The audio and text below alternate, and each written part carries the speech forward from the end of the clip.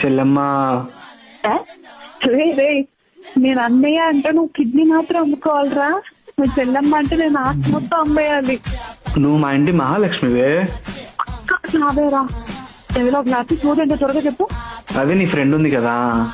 అనుకున్నా నువ్వు అన్నప్పుడే అనుకున్నా నువ్వు చెల్లి అని, చెల్లి కోసమే అంటావని. ఊరికేమొద్దే, నిజంగా పక్కా కదా. నన్ను నమ్ము, నీకున్న నమ్ము, పక్కా చెప్తున్నాగా. అయితే చెప్తా విను. నువ్వు వెళ్ళి నువ్వు కూడా ఒక బీటీఎస్ ఫ్యాన్ అని చెప్పు. పాప పక్క ఎంతసేపు పడిపోయింది రాసుకో అంతే.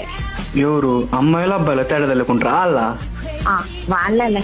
Very simple. చూసా ఎందుకు మ్యాక్ బుక్ అన్నట్టున్నావు. అయితే మ్యాక్ బుక్ నేను ఎప్పుడన్నా? నువ్వేగా ఊరికే ఏం కాదు అన్నావు, ఏదో కొనిస్తా అన్నావు.